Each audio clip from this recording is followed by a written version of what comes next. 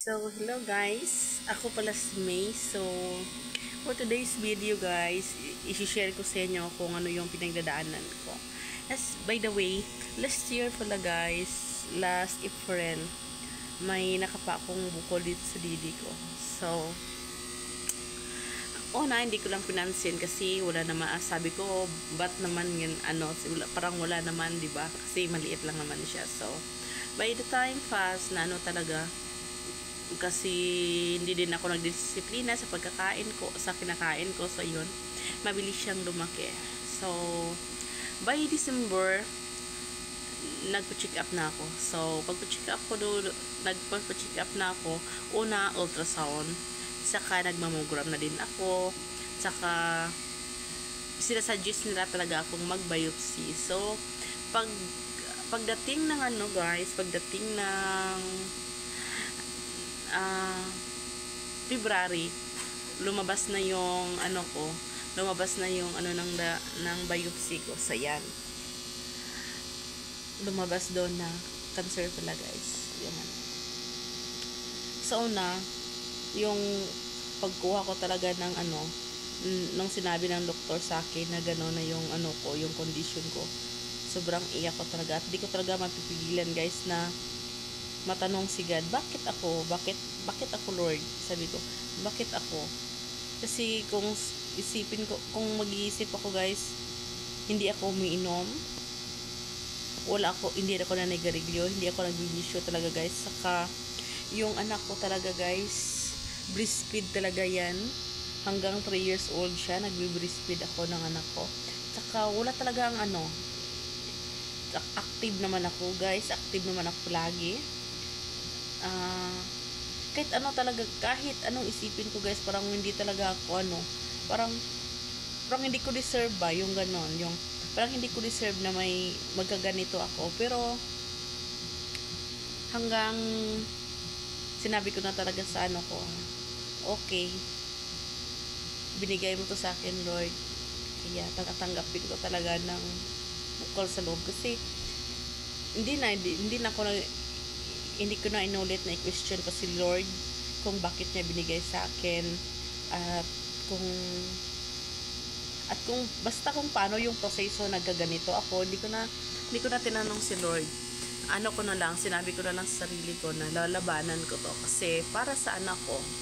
So yun guys, habang ako guys, bumalik ako sa doktor ko. Sabi ng doktor ko, dapat talaga mag-chemotherapy muna ako bago ako magpapa-opera kasi medyo malaki na daw yung bukol sa didi ko. So iyon, nagpaalam ako sa asawa ko, okay naman siya. So saka nagpaalam na din ako sa nanay at tatay ko, kaso nga lang yung mga magulang ko ayaw nilang mag-chemotherapy ako guys. So yun na talaga yung pinaka ko, kasi ayaw nila talaga. Sabi nila, uwi ka dito sa amin sa Mindanao kasi hindi ka pwedeng ikikimo. May gagawin tayo na herb na yung natural lang talaga para sa kabubuti din ng ng sitwasyon mo. So yan, by the time pass talaga guys, umuwi ako ng Mindanao. Sa awa ng Diyos naman talaga guys, umuwi ko ng Mindanao, 3 months ako doon. So eto ko ngayon, nakauwi na ako dito sa lugar ng asawa ko. Sa awa talaga ng Panginoon guys, yung kahit kunting nararamdaman, wala talaga guys, yung sumasakit yung ulo mo, sumasakit yung mga yung may lalagnatin ka, uubuhin ka, yung mga symptoms na parang matamlay ka guys. Kasi yung napipil ko sa ngayon guys, saka nagpapa-check up na din ako, normal naman talaga lahat guys. Yung mga test ko, normal siya talaga lahat.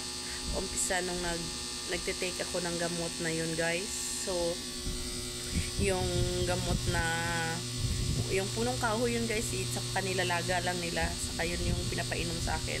Sa awa talaga ng Diyos guys, yung bukol unti-unti na talaga siyang nawawala guys. Tapos hindi ako nakakaramdam ng ano ng katawan ko, yung parang ano lang talaga, parang wala akong nararamdaman, promise, by the grace of God talaga guys.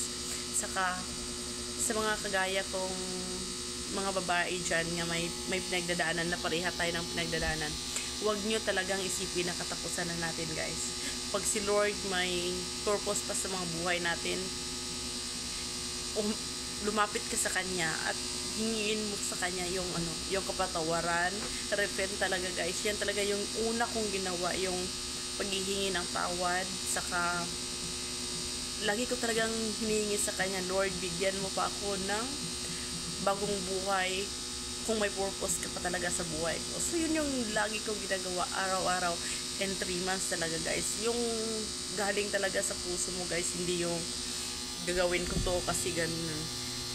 Si God lang talaga guys yung nagpapagaling sa akin. Yan yung talagang isang testimony ko guys, na even doctors guys, alam ko naman talaga nakakatulong din yung mga doctors, pero mas malaki talaga yung Panginoon natin guys kung sa Kanya tayo kakapit sa mga panahon ng mga ganito, kasi hindi niya tayo bibigyan ng ganito guys, yung mga sakit, yung mga pagsubok na hindi natin kaya.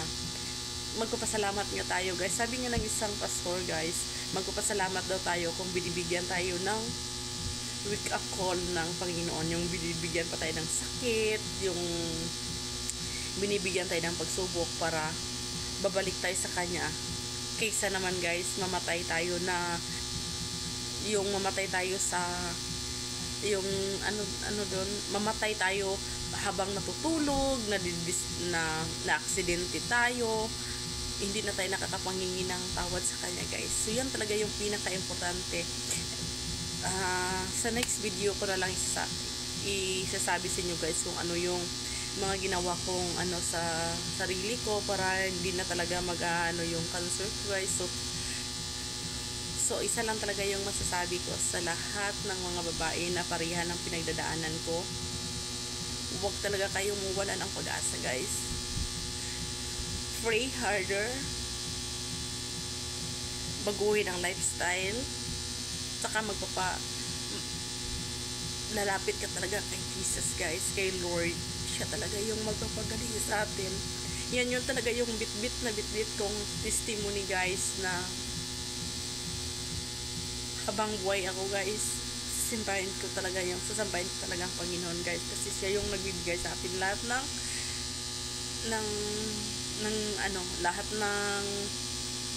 lahat ng sagot sa mga problema natin. Siya talaga yung magbibigay guys, hindi natin makikita sa iba guys. Yan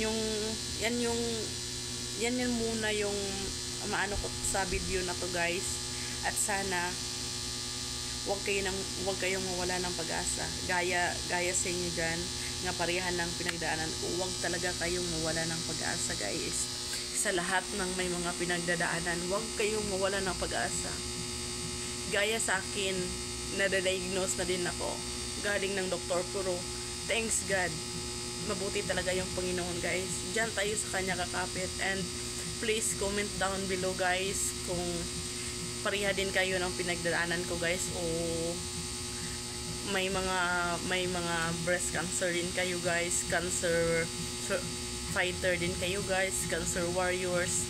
Comment down below guys, para kung baka may share din ako sa inyo kung paano ko kinukup at paano talaga sino-survive even at without chemotherapy guys.